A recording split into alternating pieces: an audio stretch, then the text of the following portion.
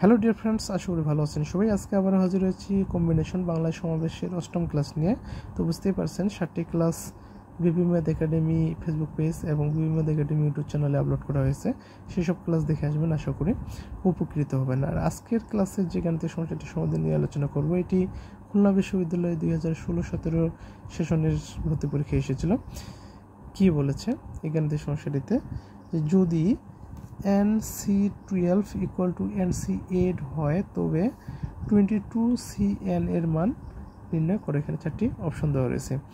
এই যে গাণিতিক সমীকরণটি, এটাকে যদি আমি ভাষায় বলি, যে যদি n সংখ্যক বিভিন্ন জিনিস হতে প্রত্যেকবার 12 সংখ্যক জিনিস নিয়ে যে সমাবেশ সংখ্যা, সেটা যদি ওই একই n সংখ্যক জিনিস হতে প্রত্যেকবার 8 সংখ্যক বিভিন্ন জিনিস নিয়ে সমাবেশ সংখ্যার সমান হয়, তবে 22 সংখ্যক জিনিস হতে প্রত্যেকবার n সংখ্যক জিনিস নিয়ে সমাবেশ সংখ্যার মান নির্ণয় করো।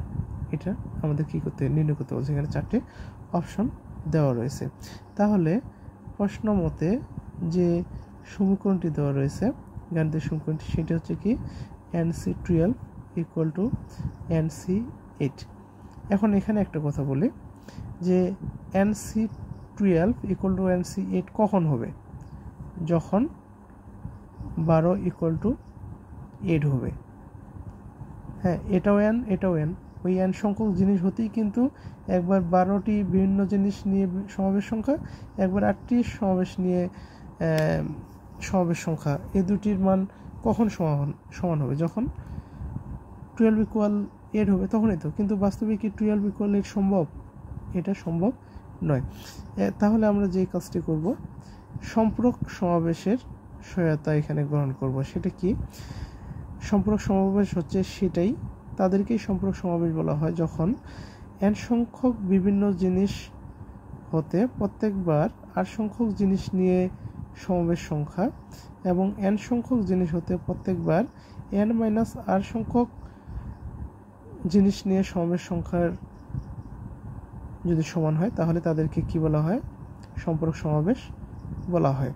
অর্থাৎ NCR ইকুয়াল টু NCn-r, এটা যদি সমান হয় তাহলে NCR আর NCn-r কে কি বলা হয়? সম্পূরক সমাবেশ বলা হয়। তো এখানে আমরা এই কাজটি করব, এই যে NC12 এর সম্পূরক সমাবেশের মান, অর্থাৎ এই সম্পূরক সমাবেশ অনুসারে আমরা NC12 কে আমরা কিভাবে লিখতে পারি? NCn-12, এটা সম্পূরক সমাবেশের সংজ্ঞা অনুসারে আমরা NC12 ইকুয়াল টু NCn-12 এই আকারে লিখতে পারি।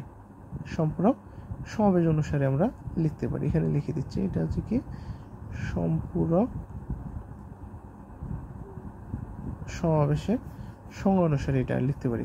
তাহলে NC12 সমান আমরা কি লিখতে পারি? NCn-12 NC8। এখন আমরা বলি, এই যে NCn-12 ইকুয়াল টু NC8, এই দুইটার সমাবেশের মান কখন সমান হবে? যখন n-12 ইকুয়াল টু 8 হবে। তো এটা বোঝানোর জন্য এখানে একটা কথা বলি, যে n সংখ্যক জিনিস হতে প্রত্যেকবার x সংখ্যক জিনিস নিয়ে সমাবেশ সংখ্যা, আবার n সংখ্যক জিনিস হতে প্রত্যেকবার y সংখ্যক জিনিস নিয়ে সমাবেশ সংখ্যা, এই সংখ্যার মান সমান হবে তখনই যখন x ইকুয়াল টু y হবে। NCx ইকুয়াল টু NCy তখনই সমান হবে যখন কি হবে? x ইকুয়াল টু y হবে। তাহলে এখান থেকে NCn-12 ইকুয়াল টু NC8 কখন হবে? সমান কখন হবে? যখন n-12 ইকুয়াল টু 8 সমান হবে। তাহলে এখান থেকে n এর মান যেহেতু নির্ণয় করব, তাহলে 12 কে আমরা ডান দিকে নিয়ে যাই। যেহেতু বাম দিকে নেগেটিভ রয়েছে, ডান দিকে গেলে পজিটিভ হবে। 8 প্লাস 12 ইকুয়াল টু কত হচ্ছে? 20। তাহলে এখানে n এর মান কত পেলাম? আমরা 20 পেলাম। আমাদের মান নির্ণয় করতে হবে কত? 22CN এর মান নির্ণয় করতে হবে, তাই তো? তাই না? 22CN, তার মানে কি 22CN এর মান কত? 20, এটার মান নির্ণয় করব। আর আমরা NCR এটা সমান কি জানি? এটা সমান কি জানি? এটার মান আমরা নির্ণয় করা শিখেছিলাম 2য় ক্লাসে। তাই না? এটা সমান জানি কি n ফ্যাক্টোরিয়াল ডিভাইডেড, মনে রাখার জন্য n factorial r factorial into n minus r factorial, NCR সমান এটা জানি। তাহলে এখানে কি, এখানে হচ্ছে কি 22, এখানে বলি n বলতে কি 22 আর বলতে হচ্ছে কি 20। তাহলে এখান থেকে দেখেন, এখান থেকে আমরা কি পাচ্ছি, n বলতে 22 c আর বলতে হচ্ছে 20। তাহলে এখানে n বলতে কি 22 ফ্যাক্টোরিয়াল আর বলতে হচ্ছে কি 20 ফ্যাক্টোরিয়াল, n মাইনাস n বলতে কি 22 আর বলতে 20 ফ্যাক্টোরিয়াল, এটা এই তো এটা হচ্ছে। তো এখন আমরা এটাই লিখবো। তাহলে এটা হচ্ছে কি 22 factorial divided 20 factorial, 22 minus 20 factorial. এখন দেখেন 22 ফ্যাক্টোরিয়াল, নিচে যে কি 20 ফ্যাক্টোরিয়াল আর 22 থেকে 20 বাদ দিলে কি 2 ফ্যাক্টোরিয়াল। উপরে রয়েছে 22, নিচে রয়েছে কত 20। তাহলে এই যে 22 ফ্যাক্টোরিয়ালকে আমরা এইভাবে লিখতে পারি, 22 ফ্যাক্টোরিয়াল হতে আমরা 22কে বের করলাম, 21কে বের করলাম, তাহলে কি লিখতে পারি শেষে 20 ফ্যাক্টোরিয়াল। কীভাবে সেটা পূর্বের ক্লাসগুলোতে বুঝিয়ে দিয়েছি, ঠিক আছে। তারপর এখানে বলছি 5 ফ্যাক্টোরিয়াল বলতে আমরা কি জানি, 1 থেকে 5 পর্যন্ত যতগুলো ধনাত্মক পূর্ণ সংখ্যা তাদের গুণফলটা কি বলা হয় কি 5 ফ্যাক্টোরিয়াল, 1 থেকে 5 পর্যন্ত।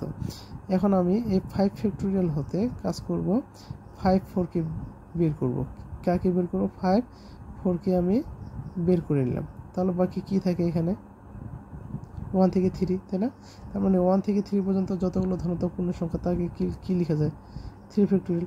যেহেতু 1 থেকে 5 পর্যন্ত সকল ধনাত্মক পূর্ণ সংখ্যার গুণফলকে 5 ফ্যাক্টোরিয়াল লেখা যায়, তাহলে কি 1 থেকে 3 পর্যন্ত সকল ধনাত্মক পূর্ণ সংখ্যার গুণফলকে 3 ফ্যাক্টোরিয়াল আকারে লিখতে পারি। তাহলে এখানে 5 ফ্যাক্টোরিয়াল সমান কি লিখতে পারছি 5 × 4 × 3 ফ্যাক্টোরিয়াল। তাহলে এটাই করা হয়েছে, ঠিক আছে। 22 ফ্যাক্টোরিয়াল মানে কি 1 থেকে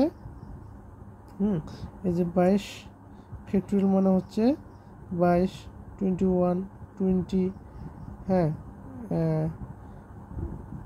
29 না 19, তারপর 18 ডট কি 1। অর্থাৎ 22 ফ্যাক্টোরিয়াল বলতে কি 1 থেকে 22 পর্যন্ত যতগুলো ধনাত্মক পূর্ণ সংখ্যা রয়েছে তাদের গুণফলটাই হচ্ছে কি 22 ফ্যাক্টোরিয়াল। তো এখান থেকে কাজ করা হচ্ছে কি 22কে বের করা হচ্ছে, 21কে বের করা হচ্ছে, 22 21কে বের করলাম। তাহলে এখানে কি থাকলো, 1 থেকে 20 থাকলো না, 1 থেকে 20 পর্যন্ত যতগুলো ধনাত্মক পূর্ণ সংখ্যা তাদের গুণফল থাকলো বাকি, তাই না? তাহলে 1 থেকে 20 পর্যন্ত সকল ধনাত্মক পূর্ণ সংখ্যার গুণফলকে কি 20 ফ্যাক্টোরিয়াল আকারে লেখা যায়। তাহলে এখানে কি পাচ্ছি আমরা 22 ফ্যাক্টোরিয়াল মানে কি 22 × 21 × 20 ফ্যাক্টোরিয়াল।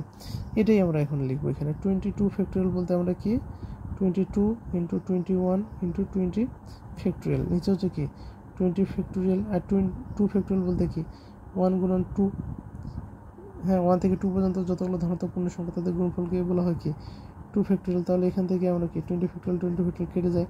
এখানে 22কে যদি 2 দিয়ে ভাগ করি তাহলে কত আসে 11।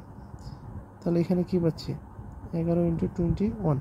এখন 21 11 গুণ করলে কত হয় 1 2 আবার 1 2, অর্থাৎ কি এখানে কি 1 2 একে 3 2 2 3 1।